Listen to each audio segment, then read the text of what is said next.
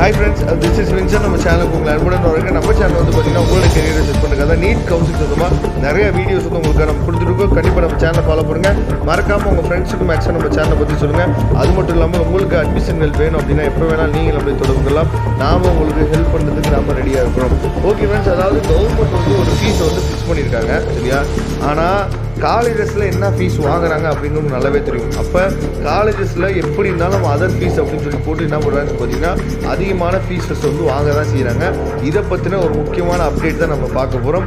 Suppose உங்களுக்கு வந்து college fees வந்து அதிகமாக இருக்குது நீங்கள் ஃபீல் பண்ணிங்க அப்படின்னா நீங்கள் எங்கே போய் கம்ப்ளைண்ட் பண்ணுறதுன்னு தெரியாமல் இருக்கும். எங்கே போய் கம்ப்ளைண்ட் பண்ணாலும் நமக்கு வந்து அதாவது அவங்க எடுத்துக்கக்கூடிய விஷயங்கள் வந்து பார்த்திங்கன்னா ரொம்ப குறைவாக தான் இருக்குது அப்படிங்கிறது நல்லாவே தெரிஞ்ச விஷயம் தான், சரியா? இருந்தாலும் இப்போ அதாவது ஃபீஸ் வந்து அதிகமாக வாங்கினாங்க அப்படின்னா என்ன பண்ணுறது, எவ்வளோ ஃபீஸ் வந்து அதிகமாக வாங்குறாங்க அப்படிங்கிறத உங்களுக்கும் இதில் எக்ஸ்பீரியன்ஸ் இருந்துச்சு அப்படின்னா நீங்கள் கமெண்ட் பாக்ஸில் கொஞ்சம் சொல்லலாம். அது மற்றவங்களுக்கு போய் சேரும், சரியா? அதாவது அரசு நிர்ணயித்ததை விட கூடுதல் கட்டணம் மருத்துவக் கல்லூரிகள் மீது பெற்றோர்கள் புகார் அப்படின்னு சொல்லியிருக்காங்க. என்ன நடந்திருக்கு அப்படின்னா, அதாவது சுயநிதி மருத்துவக் கல்லூரிகளில் எம்பிபிஎஸ் படிப்பில் சேரும் மாணவர்களிடம் அரசு நிர்ணயித்த கட்டணத்தை விட 6 லட்சம் ரூபாய் வரை கூடுதலாக வசூலிப்பதாக பெற்றோர்கள் குற்றம் சாட்டுகின்றனர் அப்படின்னு சொல்லி சொல்லியிருக்காங்க. அதுக்கப்புறம் தமிழகத்தில் வந்து பார்த்தீங்க அப்படின்னா 22 சுயநிதி மருத்துவக் கல்லூரிகள் உள்ளன. இதில் சிறுபான்மையினர் கல்லூரிகளில் 50%, மற்ற கல்லூரிகளில் வந்து பார்த்தீங்க அப்படின்னா 65% இடங்கள் அரசு ஒதுக்கீட்டுக்கு தரப்படுகின்றன. சிறுபான்மை கல்லூரிகளில் நிர்வாக ஒதுக்கீட்டா மேனேஜ்மெண்ட் கோட்டாவுக்கு 35%, மற்ற கல்லூரிகளில் 20% ஒதுக்கப்படுகிறது. மீதமுள்ள இடங்கள் வெளிநாட்டு வாழ் அதாவது என்ஆர்ஐ கோட்டா மட்டும் பார்த்தீங்கன்னா ஒதுக்கப்படுகிறது சொல்லியிருக்காங்க. இதில் ரொம்ப முக்கியமானது இந்த இடம் தான். என்னன்னா அரசு ஒதுக்கீடு இடத்திற்கு 4.5 லட்சம் தான் வந்து ஃபிக்ஸ் பண்ணியிருக்காங்க, சரியா? அதாவது செல்ஃப் ஃபைனான்சிங் காலத்தில் கவர்மெண்ட் கோட்டா மூலியமாக போனோம் அப்படின்னா 4 லட்சம் தான் ஃபீஸ்.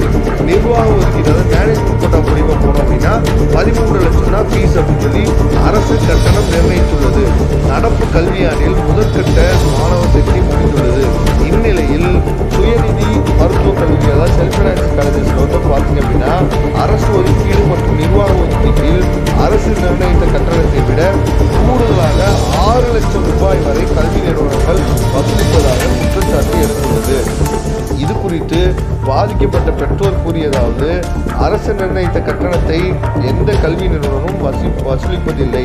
அரசு ஒதுக்கீட்டில் சேரும் மாணவர்களுக்கு விடுதி, உணவகம், ஆய்வகம், பஸ் கட்டணம் என பல்வேறு காரணங்களை கூறி 9 லட்சம் ரூபாய் வரை கூடுதலாக வசூலிக்கின்றனர்.